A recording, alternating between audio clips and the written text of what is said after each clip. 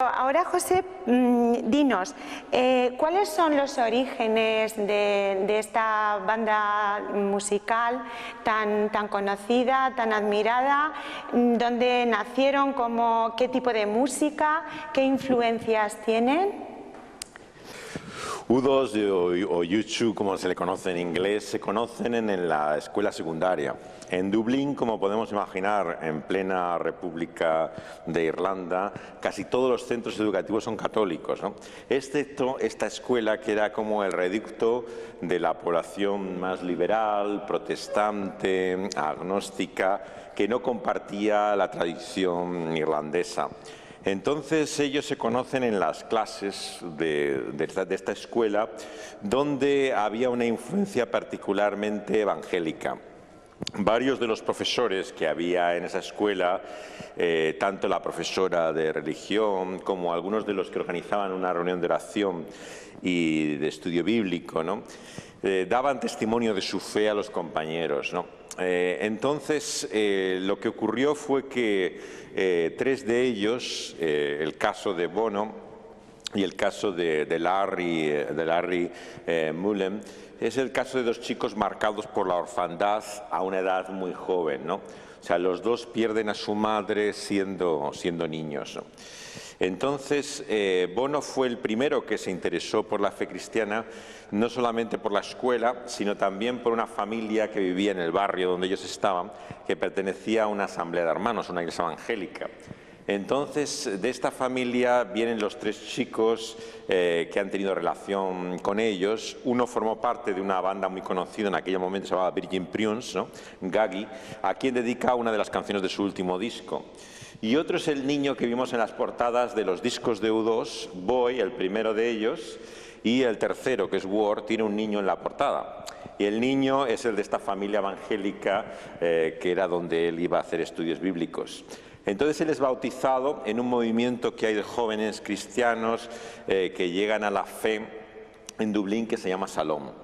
El líder de la comunidad era un antiguo misionero en China, que era inglés, ¿no? Este hombre es el que lleva la fe a Bono, a Larry y a D.H., ¿no? D.H., el guitarrista, que es el seudónimo que tiene él, como le llaman, se interesa porque está una vez en un McDonald's y viene un hombre mayor que estaba leyendo la Biblia y se le acercó un Hare Krishna. Y lo curioso es que el Hare Krishna empezó a meterse con él, ¿no? Cosa que no es habitual en los Hare Krishna. Pero él empezó a defenderle y le llamó la atención este hombre que leía la Biblia, y a partir de ahí se interesa. Entonces, 3 de los 4 llegan a formar parte de la comunidad cristiana, excepto el caso del bajista Aidan Clayton, que nunca ha tenido que ver ninguna relación con la fe. Pero fue el cristianismo lo que unió, digamos, al eje principal de U2. Y en cuanto a las letras, a la letra de sus canciones, ¿puedes comentarnos algo al respecto? También su comportamiento en los conciertos, los gestos. ¿Qué nos tienes que decir al respecto?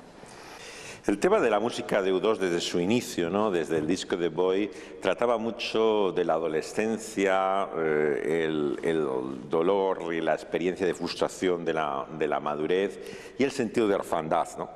Este es un tema que ha aparecido en muchos de los temas primeros, ¿no?, aparte de la conciencia de que era un país casi en guerra, ¿no? Irlanda, cuando ellos crecen, en los años 70, está en pleno conflicto terrorista, ¿no?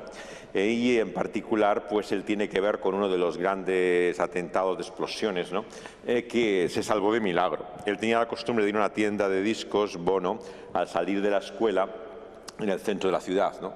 Hubo una bomba que explotó para militares protestantes allí en Dublín, ¿no?, y que mató a muchísima gente. Y entonces uno de los 3 chicos que había allí se quedó encerrado en una furgoneta donde el padre le había dejado y quedó traumatizado. Él luego entra en la droga y es el objeto de algunos de los temas también que él hace dedicados a él y la compasión que siente, ¿no?, por este chico que entra en esa espiral de adicción. Uno de los temas más importantes es siempre la esperanza de una vida nueva, ¿no?, de una vida mejor. Y esto es lo que a él y a los 3 que llegaron al cristianismo les atrajo, ¿no? La idea de una vida diferente a la que encontraban en un país dividido por la religión, como era Irlanda, y en el cual la esperanza que tenían era un mundo en el cual la paz finalmente tuviera el centro, ¿no? Y ese es también el trasfondo de algunas de sus canciones. Ellos pensaban que eso solamente sería posible por una intervención divina, sobrenatural, de Dios, ¿no? Entonces la oración y las expresiones de adoración y alabanza se han repetido siempre en sus canciones, sobre todo al principio y al final de los discos, ¿no? Muchos de los álbumes de U2 comienzan con una declaración, digamos, de reconocimiento de Dios, de alabanza, de glorificación, y acaban también con un tema, ¿no? Que forma como un eje temático, ¿no? en las canciones. Y en los conciertos también ha sido habitual encontrar gestos parecidos. Hay un famoso momento que es en el famoso partido que se hace de liga en Estados Unidos, ¿no? Que tiene la mayor audiencia televisiva. Buscan siempre un artista pop, ¿no? Que actúa en el intermedio, ¿no? Y ellos actuaron en este siglo, ¿no? en este famoso partido americano, y a las cámaras conectar, se le vio a él de rodillas, ¿no? Y empezó con las palabras de uno de los salmos, ¿no? Que siempre ha sido una de las fuentes de inspiración de muchos de los temas de U2, los salmos, ¿no? Y en ese salmo era un reconocimiento, ¿no? a Dios que le había dado, sobre todo su gracia, ¿no? El tema de la gracia es un tema central desde sus primeras canciones, ¿no? La idea de que el hombre no es nada, de que el ser humano es miserable, el reconocimiento de sus propias contradicciones y la grandeza, la gloria de Dios, ¿no? Es el tema que resalta siempre con la miseria humana, ¿no? Y este es siempre un detonante que lleva a la esperanza, ¿no? Que yo diría que es el gran tema siempre de la música de U2, ¿no? Bueno, José, es curioso, no sé si nuestros televidentes se han dado cuenta, pero el programa de Tiempo de Esperanza comienza con una canción de U2, que es Magnificent. ¿Puedes comentarnos algo sobre esta canción, sobre la letra, a quién se refiere? ¿Puedes decirnos algo al respecto? Este es un tema de lo que podríamos llamar ese tono de exaltación, ¿no? De glorificación que tienen generalmente al principio de muchos álbumes. La primera vez que lo hicieron fue en Gloria, en el primer disco del año 81, ¿no? Y a partir de ahí se repite como el esquema en varias de los discos de él. En este tema concreto de Magnificent hay la recuperación y la vuelta un poco a los orígenes tras un periodo de crisis muy fuerte en los años 90. O sea, U2 se había convertido realmente en el grupo de rock más famoso del mundo y no quedaba mucho ya por ganar o alcanzar, ¿no?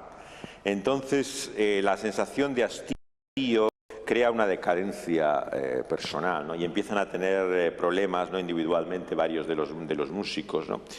Y su propia orientación, ¿no? Parece que ha perdido el rumbo en los años 90. Empiezan a experimentar con la electrónica, ellos crean un grupo básicamente de guitarras, ¿no?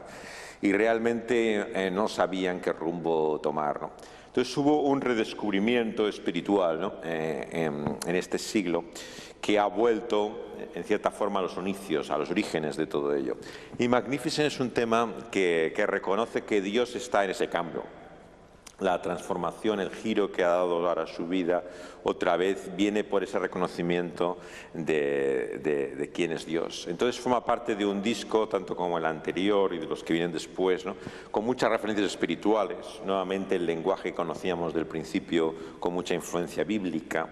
Se ve mucho también en el trasfondo de este libro de Conversaciones con Bono, ¿no? En el que habla de lo que él está experimentando en estos últimos años, ¿no? Cuál es su experiencia ya de madurez, ¿no? Como alguien que empieza ya a adquirir conciencia del tiempo que ha pasado y cree que lo único bueno que encuentra en su vida es lo que viene de aquel que es magnífico, ¿no? Que realmente salta o reconoce por encima de él, ¿no?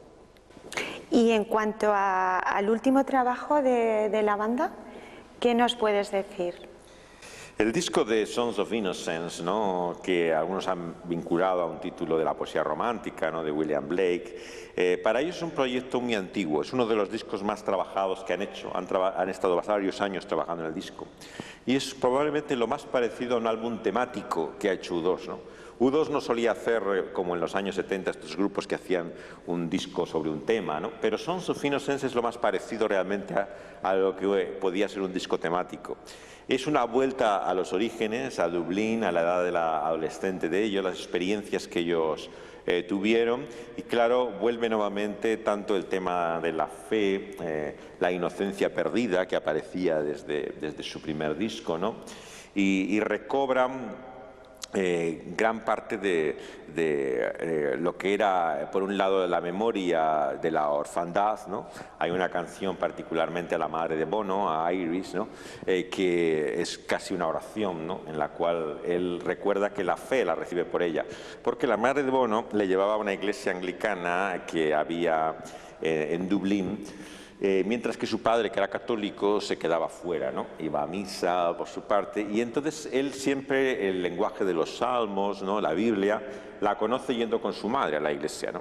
Entonces, para él, su madre está unido inevitablemente a lo que es para él la fe evangélica, ¿no? Es lo que él ha conocido por vía materna, ¿no? Y acaba la canción con una referencia también a la cruz, ¿no?, y al mensaje central del cristianismo que él recibe, ¿no? Son todo canciones entresacadas de experiencias de esa época, ¿no?, tanto de él como de sus amigos, de lo que era la vida en aquella época que estamos hablando, que fue de gran conmoción juvenil, ¿no? Es el final de los años 70, la aparición del movimiento punk, ¿no?, que comienza en 76-77, que hace que chicos como ellos lleguen a hacer música. Porque hasta entonces, claro, la música era para superdotados, gente que tenía mucha capacidad, ¿no? Pero ellos, digamos, adquieren la seguridad de hacer música porque de repente, a raíz del punk, se convierte en un modo de expresión cualquiera puede, por medio de la música, ¿no?, transmitir, como en este caso, sus experiencias. En la canción, que se llama Despierta, hombre muerto, ¿no?, porque habla un poco de la situación en la que se encuentra el de crisis espiritualmente antes de este despertar, ¿no?, y que finalmente ve que ha destrozado su vida, que no va a ningún lugar, ¿no?, y ha jugado un papel importante su matrimonio, ¿no? Bono, hay que darse cuenta que es uno de los pocos artistas de rock, ¿no?, que lleva casado con la misma mujer, ¿no?, desde ya 30 años, ¿no?, más a camino de 40, ¿no? O sea, se casó con la chica adolescente que conoció en el instituto y ha seguido con ella todo el tiempo, ¿no? Esto significa que, claro, con matrimonio han vivido momentos muy difíciles, ¿no? Él es una persona que no es fácil, ¿no?, y la vida que ha tenido todavía menos, ¿no? Entonces, hay muchas canciones en sus últimos discos, ¿no?, incluido este último que le dedica a su mujer, ¿no?, porque la mujer es el papel sufridor, paciente, amoroso que hay detrás de todos sus desvaríos, ¿no?, a lo largo de la vida. Y entonces es emocionante ver las canciones, ¿no?, que tiene de devoción a su propia esposa, ¿no?, después de tantos años casado, ¿no? Te llama la atención, ¿no?, que un artista popular como él reconozca de esta forma, ¿no?, tanto el valor del matrimonio como el rumbo que le ha dado a su vida, ¿no?, el poder estar al lado de su esposa, ¿no? Muchas gracias, José. Hemos aprendido mucho sobre este grupo, la importancia que tienen las letras, porque quizás, bueno, nos fijamos mucho en la música, que es muy bonita, en la voz tan especial de Bono, pero no nos hemos fijado en la letra y hemos descubierto la profundidad de las canciones de U2. Gracias por tu presencia con nosotros. Encantado.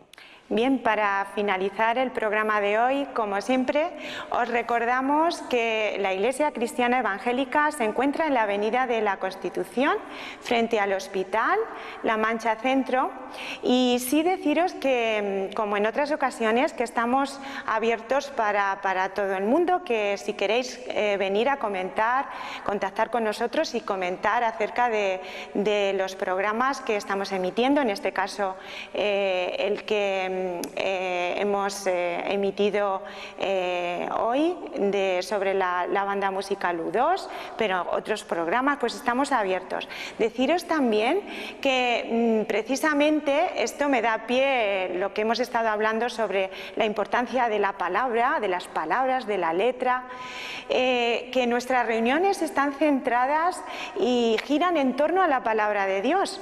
Hemos visto que muchas de las canciones de U2 también están centradas en la palabra de Dios, en los salmos, en el Evangelio, en el significado de la cruz.